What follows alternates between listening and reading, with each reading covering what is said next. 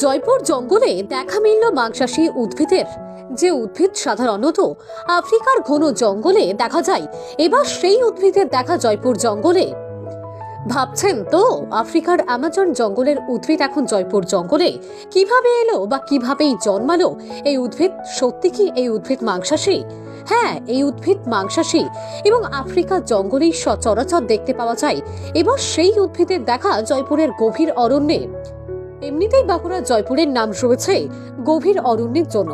আর জয়পুর মানেই জঙ্গল, আর এই জঙ্গলকে কেন্দ্র করে গড়ে উঠেছে জয়পুর পর্যটন কেন্দ্র। সারা বছর পর্যটকদের আনাগোনা।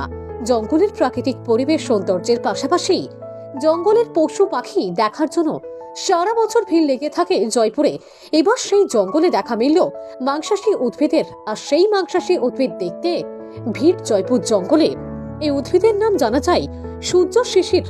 এই উদ্ভিদের পাতাগুলো ছোট আর গোলাকার লাল ও বেগুনের রঙের হয়। এই উদ্ভিদটি আঠালো ফাঁদওয়ালা মাংসাশী উদ্ভিদের উৎকৃষ্ট উদাহরণ। এর বৈজ্ঞানিক নাম হলো ডোসেরা রোটানডোফোলিয়া।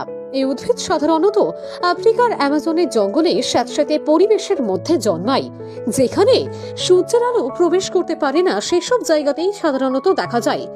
আর এবছর জয়পুর জঙ্গলের পরিবেশ এতটাই গভীর হয়েছে যে এই উদ্ভিদ স্যাঁতস্যাঁতে পরিবেশের মধ্যেই জন্মেছে।